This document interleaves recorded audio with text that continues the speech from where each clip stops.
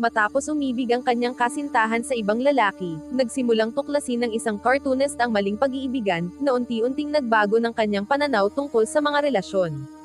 Isang tahimik na umaga noong 1999, nagising si Chester sa tabi ng kanyang kasintahan na si Sunny, nang bigla nitong aminin na may iba siyang lalaki na iniibig. Bagaman labis siyang nasaktan, patuloy pa rin niyang ipinakita ang kanyang pagmamahal sa kanya, at sinuportahan pa ang ideya nitong magkaroon ng open relationship. Sa huli, nagkasundo silang manatiling magkasama sa iisang bahay sa kabila ng sitwasyon, sa halip na tuluyang maghiwalay. Pagkatapos noon, bumalik sila sa kani-kanilang mga gawain. Si Chester, bilang isang cartoonist, ay abala sa paggawa ng mga ilustrasyon para sa kanyang libro sa basement, habang si Sunny naman ay sinisimulan ang kanyang araw bilang host ng isang music video channel. Kinagabihan, binanggit ni Sunny na expired na ang kanyang pagpipigil sa pagbubuntis dahil matagal na silang hindi naging malapit sa isa't isa. Naging alanganin ang usapan, kaya't binago ni Chester ang paksa sa pamamagitan ng pagpuri sa suot nitong damit at pagbibigay ng librong siya mismo ang nagpinta ng pabalat. Nagpasalamat si Sunny bago ipinaalam na kailangan na niyang umalis. Nag-alok si Chester na samahan siya, ngunit tumanggi ito, sinabing baka magbasa lang daw siya ng libro sa isang sulok. Di nagtagal, sa isang band performance, nabighani si Sunny sa isa sa mga gitarista, si Miles, at kinuhanan niya ito ng video gamit ang kanyang kamera. Sa backstage, nilapitan siya ni Miles at pinuri ang kanyang damit bago sila nagyakapan, patunay na siya nga ang lalaking kasalukuyan niyang iniibig. Kinabukasan, habang kumakain kasama ang mga kaibigang comic artist, ibinahagi ni Chester ang kasunduan nila ni Sunny tungkol sa kanilang relasyon. Ipinunto ng kanyang mga kaibigan na hindi ito magtatagumpay, lalo na kapag nagsimulang makipagbakbakan si Sunny sa iba, dahil siguradong magselos siya. Kaya't pinayuhan nila siyang gumanti sa parehong paraan. Makalipas ang ilang araw, habang nasa club si Sunny kasama si Miles, mag-isa lamang si Chester sa kanilang bahay. Nililibang niya ang sarili sa paglalaro kasama ang aso nilang si Mo, ngunit nang mapansin niya ang librong ibinigay niya kay Sunny, bigla siyang nawala ng gana. Upang maibsan ang lungkot, bumaba siya sa basement at nagbasa ng adult magazine. Pagbalik ni Sunny ng gabi ring iyon, hinarap siya ni Chester dahil sa pag-uwi nito ng late. Humingi lamang ng paumanhin si Sunny. Nang subukan niyang makipagbakbakan sa kanya, agad siyang tinanggihan ng babae, ipinaliwanag na hindi siya maaaring makipag-ugnayan ng pisikal dahil sa kasalukuyan niyang relasyon kay Miles. Inamin niyang naguguluhan siya sa kanilang open relationship, ngunit tulad ng dati, nanatiling maunawain si Chester sa kanya. Kinabukasan, lumipat si Chester mula sa kanilang silid papunta sa basement. Sa manipis na dingding, narinig niyang nagbakbakan ang kanyang kasintahan at ang isa pa nitong karelasyon sa itaas. Nagselos siya pero pinakalma niya ang sarili sa pamamagitan ng malalim na paghinga at pagbabasa ng libro. Kinabukasan, sa comic convention, ibinahagi niya sa kanyang kaibigang si Kane ang tungkol sa kaguluhang nangyari kahapon. Sa halip na aminin ang selos, iginiit niyang ang karanasang iyon ay nagpalakas sa kanya upang mapaglabanan ang negatibong bahagi ng kanyang sarili. Maya-maya, pinuntahan niya ang isa pa niyang kaibigan na si Laura, na malungkot dahil walang dumalo sa kanyang pagpirma sa kanyang mga libro. Ipinahayag ni Laura ang kanyang pagkainggit dahil mas mahaba ang pila ng mga tagahanga ni Mandy Mullins, isang adult model, kumpara sa kanya. Hinimok si Chester ng kanyang kaibigan na magpa-picture kay Mandy matapos marinig na kilala niya ito, ngunit tumanggi siya, dahilan niyang hindi siya desperado na gumastos ng pera para lang sa isang yakap. Sa halip, binili niya ang libro ng kanyang kaibigan at hiniling na pirmahan ito. Natuwa si Laura sa ginawa niya, pero ibinalik nito ang pera at pabirong sinabi na gamitin na lang niya iyon para umuwi ng babae. Isang hapon, napanood ni Chester si Sunny sa TV habang nag-host ng isang channel. Hindi niya kinaya, kaya agad niyang pinatay ang telebisyon at bumaba sa basement. Doon, ginugol niya ang oras sa pag-iisa, iniisip ang isang maselang sandali kasama si Mandy Mullins. Sa una, labis siyang nalugod, ngunit agad na nasira ang kanyang mood nang marinig niya sa isipan ang boses ni Miles. Hindi nasiyahan, kinuha niya ang kaunting pera at sumakay sa kanyang bisikleta para maghanap ng mga babaeng nagtatrabaho sa gabi. Sa kabila ng kanyang tapang at pagsisikap, wala siyang natagpuan kaya bumalik na lamang siya sa bahay. Habang kumakain ng hapunan, nanghiram siya ng libro kay Sunny at tinanong kung nasaan si Miles. Sinabi nitong may sakit si Miles at balak niyang puntahan ito. Agad siyang umalis papunta sa bahay ng bago niyang nobyo, ngunit nang dumating siya roon, wala ito. Dahil sa inis, nagtungo si Sunny sa isang bar para uminom kung saan hindi inaasahang nakita niyang may kasamang ibang babae si Miles. Labis na nadismaya si Sunny kaya umalis siya ng galit habang tinatawagan niya si Chester. Samantala, binabasa ni Chester ang isang kabanata mula sa aklat ni Jules Eros na nagbibigay ng payo kung paano umupa at trituhin ng maayos ang isang babaeng bayaran. Maingat niyang tinatandaan ang bawat detalye at nagsimulang tumawag sa mga nasa anunsyo sa likod ng mga libreng pahayagan, nagtatanong tungkol sa kanilang itsura at presyo. Matapos ang ilang bigong tawag, sa wakas ay nakakuha siya ng kasunduan kay Kitty, na kanyang nakilala kinabukasan. Agad na humingi si Kitty ng bayad, at habang binibilang niya ang pera, sinubukan ni Chester na magpaka-relax, bagaman halatang kinakabahan siya.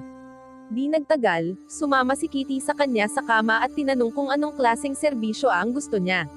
Nang malaman niyang iyon ang unang karanasan ni Chester, pinaalalahanan niya itong ang pagkikita nila ay tungkol sa kanyang kagustuhan, na nagbigay sa kanya ng lakas ng loob upang sabihin kung ano talaga ang gusto niya. Sa buong proseso, nanatiling mahinahon at maunawain si Kitty, nagbibigay ng gabay at papuri sa halip na asarin siya dahil mabilis siyang natapos. Pagkatapos ng kanilang sandali, binigyan siya ni Chester ng malaking tip, na lubos namang ipinagpasalamat ni Kitty dahil kailangan niya talaga ng pera. Dahil sa magandang karanasan, umuwi si Chester na may ngiti sa labi. Sa living room, mapanuring napansin ni Sunny ang hindi pangkaraniwang saya sa mukha ni Chester.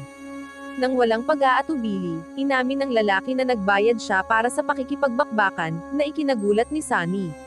Nang tanungin niya kung bakit niya ginawa iyon, kalmado niyang sinabi na gusto lang niyang tuklasin ang ibang paraan ng pakikipagbakbakan nang hindi kailangang pumasok sa isang relasyon. Nalito si Sunny, ngunit nanatili siyang maunawain, basta't huwag lang daw nitong dalhin ang mga babae sa loob ng kanilang bahay. Pagkatapos noon, inamin ni Sunny na tinapos na niya ang relasyon nila ni Miles, kaya agad siyang niyakap at pinatahan ni Chester.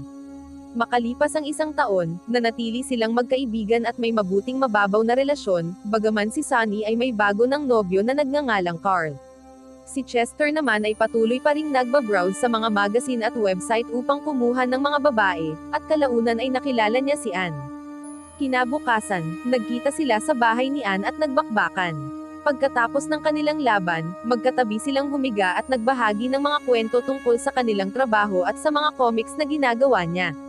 Isang gabi sa basement, biglang narinig ni Chester ang pagtatalo ni Sunny at Carl. Nais sanang makialam ni Chester, pero nagbago ang isip niya nang makita niyang tila nagkakaayos na ang dalawa. Kinabukasan, ibinuhos ng comic artist ang kanyang sama ng loob sa mga kaibigan tungkol sa hindi kaaya-ayang pakikinig sa away ng kanyang dating kasintahan at ng bagong nobyo nito. Sinabi ni Laura na bulag si Sunny sa kagupuhan ni Carl, hindi namamalayang isa itong masamang tao. Pagkatapos, inilipat ni Kane ang usapan sa pamamagitan ng pagpuna sa pagpili ni Chester ng kasama, lalo na't malaki ang agwat ng edad nila. Bilang pagtatanggol, binigyang diin ni Chester ang kabaitan ng babae at binanggit na binigyan niya ito ng kopya ng kanyang pinakabagong comics bilang isang maalalang regalo. Agad siyang tinanong ng kanyang kaibigan matapos marinig kung paano niya trituhin ang mga babaeng binabayaran niya, ngunit ipinaliwanag ni Chester na mas nagiging malapit at totoo ang karanasan kapag mas nakikilala nila ang isa't isa, sa halip na maging malamig at mekanikal. Sa pang-aasar, sinabi ni Kane na kung ganoon ang gusto niya, mas mabuting humanap na lang siya ng totoong kasintahan. Nang maglaon, habang nasa bahay ni Anne, naalala ni Chester ang naging pag-uusap nila ng kanyang mga kaibigan, kaya nanahimik lang siya sa buong oras na kasama niya ang babae. Napansin ng babae ang pagbabago sa kanyang kilos, kaya inirekomenda niyang makipagkita ito sa kasamahan niyang si Amanda. Dahil dito, nagpa-schedule si Chester sa bagong babae, ngunit nadiskubre niyang istrikta ito. Bago sila maglaban, naglahad muna si Amanda ng mga patakaran at maingat na sinuri ang kanyang pribadong bahagi. Makalipas ang ilang panahon, bumalik si Chester sa bahay ni Anne para sa isa pang appointment, ngunit nadatnan niyang nagmamadaling nag-iimpake si Amanda. Ipinaliwanag nitong sinalakay ng mga pulis ang kanilang lugar na ikinabahali ni Chester. Bago ito umalis, hiniling ng lalaki kung maaari nitong ibigay ang bayad sa kanyang kasamahan. Samantala, naliligo si Sunny kasama si Carl sa kanilang bahay. Nang mapansin na inaantok ito, pabirong kinuha ni Sunny ang kanyang water gun at binugahan siya ng tubig. Gayunman, nagalit si Carl at nag-walk out sa banyo, iniwan siyang nagulat. Pag-uwi ni Chester, nadatnan niyang magulo ang bahay at nakaupo sa sahigang kanyang dating kasintahan. Habang umiiyak, ikinuwento nitong hiniwalayan siya ni Carl matapos silang mag-away. Mahinahon siyang inaliw ni Chester, sinabing marahil ay mas mabuti na rin iyon. Sa kabila ng lungkot at pagkapagod, pumasok pa rin si Sunny sa trabaho kinagabihan. Gayunman, halata ang kanyang panghihina at kawalan ng konsentrasyon, kaya't nababahala ang kanyang mga katrabaho. Hindi nagtagal, nakilala ni Chester ang isa pang babaeng bayaran na nagngangalang Tina, na nakaakit sa kanya dahil sa maganda nitong larawan sa isang magazine ad. Ngunit nang magkita sila, napalitan ng pagsisisi ang kanyang pananabik nang makita niyang malayo ang itsura nito sa litrato, kaya agad niyang tinapos ang kanilang pagkikita. Habang palabas siya, napansin niya ang isang grupo ng mga babaeng nag-uusap ng taos-puso sa kabilang silid. Sinamantala niya ang pagkakataon at pumili ng isa pang babae, si Angeline, upang makasama sa gabi. Ngunit, hindi tulad ng mga nauna niyang nakausap, nabigo siyang magkaroon ng masinsinang koneksyon sa kanya dahil tahimik lang ito at hindi marunong magsalita ng Ingles. Pag-uwi niya, ikinuwento niya kay Sunny ang kanyang bagong karanasan. Tinanong siya nito kung bakit mas gusto niya ang mas batang mga babae. Sagot ni Chester, mas mataas daw ang tsansa niyang makakita ng magaganda kung mas bata ang pinipili niya, bagay na ikinasama ng loob ng dating kasintahan. Kinabukasan, hinarap siya ng kanyang mga kaibigan tungkol sa kanyang paraan ng pamumuhay. Naniniwala silang mas mabuti sana kung nagkaroon siya ng kasintahan kaysa sa pakikipaglaban sa iba't ibang babae. Mahigpit niyang tugon na ang totoong relasyon ay sayang lang sa oras at para lamang sa mga taong kulang sa kumpiyansa sa sarili at laging naghahanap ng papuri. Pagkaraan ng ilang taon, noong 2002, kinakabahan na nag-e-ensayo si Sunny ng script para sa kanyang unang pelikula. Nilapitan siya ng direktor na si Reed at pinuri ang kanyang talento upang mapakalma siya. Samantala, patuloy pa rin si Chester sa pakikipagkites sa mga babaeng bayaran, ngunit hindi na siya nasisiyahan sa kasalukuyan niyang kausap dahil sa paulit-ulit nitong sagot at masungit na ugali. Dahil dito, nagpasya siyang muling hanapin si Angeline, ngunit laking gulat niya nang makilala ang isang transgender na may kaparehong pangalan. Ipinaliwanag nito na matagal nang tumigil sa trabaho ang dating Angeline. Samantala, pauwi na sina Sunny at Reed matapos manood ng pelikula. Bigla niyang pinuna ang ugali ni Sunny na madaling mawala sa focus at pinayuhan siyang manatiling nakatapak sa lupa at maging maingat sa mga taong binabahagian niya ng kanyang enerhiya. Naantig si Sunny sa mga sinabi nito, kaya nilapitan niya si Reed at hinalikan ito ng buong pagnanasa, hudyat ng pagsisimula ng kanilang relasyon. Isang araw, nag-book muli si Chester ng babae, ngunit mas matanda at hindi kasing akit ng mga dati niyang naranasan.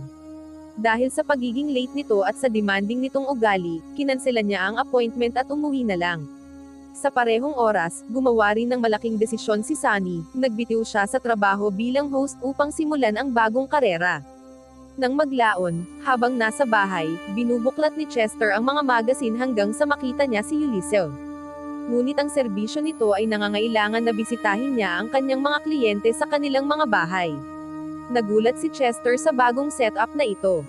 Matapos ang mahabang panahon ng walang saya na pakikipagbakbakan, naglakas loob siyang anyayahin si Ulysses sa kanilang bahay, ganap na hindi pinansin ang patakaran ni Sunny tungkol sa kanilang tahanan.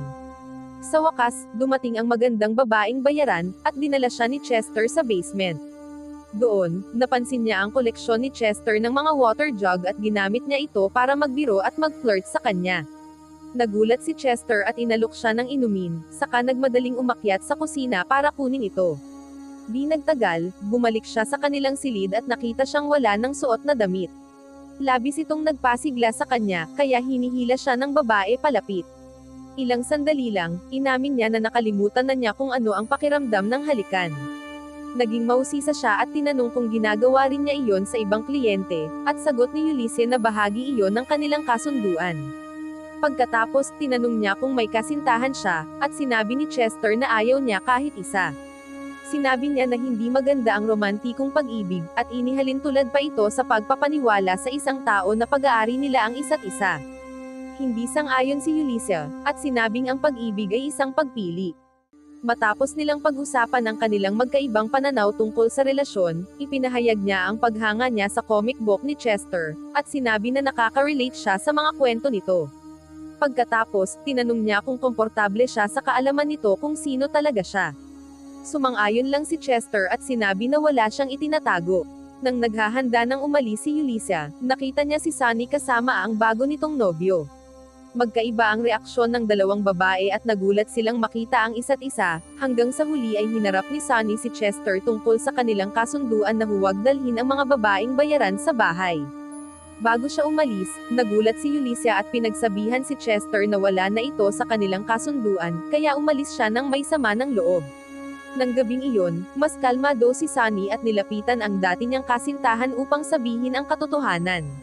Lumalabas na si Ulysses ay asawa ng ama ni Sunny, kaya siya ay stepmother ni Sunny sa kabila ng kanilang halos kaparehong edad. Labis na ikinagulat ni Sunny at naiinis siya na pinakasalan siya ng kanyang ama, lalo na't alam niya ang trabaho ni Ulysses. Simula nang pumanaw ang ama ni Sunny, naghiwalay ang mga babae sa isa't isa, na ikinagulat ng stepdaughter nang makita niyang kasama ng kanyang ex-boyfriend ang babaeng iyon. Dahil sa sitwasyon, nagpa siya si Sunny na dapat nang lumipat si Chester. Magbibigay daan din ito kay Reed na manirahan sa bahay nila dahil lumalalim na ang kanilang relasyon. Hindi nakipagtalo si Chester at simpleng lumipat na lang kinabukasan. Sa kanyang bagong tirahan, nagsimulang ipakita sa kanyang mga ilustrasyon ang kanyang kasalukuyang estado ng damdamin. Samantala, sa bahay ni Sunny, pinalitan ni Reed ang isang framed na ilustrasyon nila ni Chester, ngunit ibinalik ito ni Sunny, ipinapakita na pinahahalagahan pa rin niya ang kanilang nakaraang relasyon. Sa isang maulan na hapon, natagpuan ni Chester si Ulysses na gumagabay sa isang educational tour. Nahihiya, nagtago siya at nagpa siya na titigan lang siya mula sa malayo, ngunit agad siyang napansin ni Ulysses at tinawag siya. Hindi nagtagal, nagkita silang muli sa bahay ni Chester. Sa kabila ng koneksyon nila kay Sunny, ginugol nila ang araw na magkasama at muling pinatibay ang kanilang ugnayan. Sa mga sumunod na araw, patuloy na nakikipagbakbakan si Chester kay Ulysses. Sa isang pagkakataon, habang nakaupo sa kama, napunta ang kanilang usapan sa kanilang mga interes at karanasan sa buhay, kung saan ibinahagi ni Ulysses na interesado siya sa arkitektura at moralidad. Dagdag pa niya, pumasok siya sa industriya dahil sa universidad, at nakatulong ito upang mas maging kumpiyansa siya sa sarili. Kamakailan, nagpa siya siyang bawasan ang bilang ng kanyang mga kliyente, at pabiro niyang binanggit na nakapasok si Chester sa listahan. Nang marinig ito, iniabot ni Chester sa kanya ang isang kopya ng kanyang bagong comics, at masayang hiniling ng babae na pirmahan niya ito gamit ang kanyang tunay na pangalan, Denise. Tinanong naman niya kung bakit bumalik siya sa kanyang propesyon matapos mamatay ang kanyang asawa, at simpleng sagot ni Ulysses na gusto niyang malayang gawin ang anumang nais niya habang kumikita. Kinabukasan, sa isang comic convention, binati ni na Chester Kane, at Cecil si Laura sa kanyang matagumpay na paglabas ng comics. Kasabay noon, nakita nila si Mandy Mullins kasama ang kanyang asawa at anak na patuloy pa rin sa paglahok sa convention. Naalala ni Chester kung paano siya na-inspire noon ng ideya na makasama siya, kaya sandaling lumapit siya sa kaakit-akit na babae at pinasalamatan ito sa pagiging malaking bahagi ng kanyang buhay bago umalis upang makipagkita kay Denise. Pagkaraan ng ilang sandali, nagpapahinga sina Chester at Denise mula sa kanilang ginawa ng ibunyag ni Denise na iiwanan niya ang kanyang trabaho upang subukan ang ibang karera at bumalik sa pag-aaral. Bagaman natuwa siya sa desisyon nito, biglang iminungkahi ni Chester na siya na lang ang maging tanging kliyente nito, ngunit nag-aatubili pa si Denise. Samantala, tumawag si Sunny kay Reed upang maglakbay ng biglaan sa Costa Rica kasama siya upang makita ang mga sloth. Matapos mapanood ang mga hayop sa telebisyon buong araw, kumbinsido si Sunny na ang paggugol ng oras kasama si Reed ay magbibigay sa kanya ng kinakailangang katahimikan. Nakumbinsi niya ang kanyang nobyo, at agad silang nag-book ng flight. Pagdating sa kanilang destinasyon, nag-sunbathe ang magkasintahan habang pinapakinggan ang nakaka-relax na tunog ng dagat at mga ibon sa paligid. Ipinahayag ni Sunny na ito ay perpektong sandali na palagi niyang pinangarap. Sa kasamaang palad, inamin ni Reed na siya ay umiibig na sa iba, na labis na ikinagulat ni Sunny. Pagbalik sa kanyang bahay, ibinuhos ni Sunny ang kanyang nararamdaman kay Suzo, na pinayuhan siyang magpahinga muna sa mga relasyon at mag-focus sa sarili. Sa kalaunan, pinag-isipan ni Sunny ang mga salita ng kaibigan. kaya hiningi niya na kunin siya sa bagong production company ng kaibigan, at agad naman itong pumayag. Pagkaraan ng ilang panahon, nagkaroon sina Chester at Denise ng eksklusibong kasunduan kung saan magkikita lamang sila para sa bayad at malupit na bakbakan. Sa isang pagkakataon, pumayag si Denise na isama siya bilang karakter sa bagong libro ni Chester tungkol sa kanyang karanasan sa mga bayad na pagkikita, sa kondisyong ibahagi ni Chester ang kaunti lamang tungkol sa kanya. Samantala, nag-iisa si Sunny at muling dumaranas ng heartbreak dahil sa pagkawala ni Mo. Wow naman! Doon nagtatapos ang palabas mga idolo, salamat sa inyong panonood.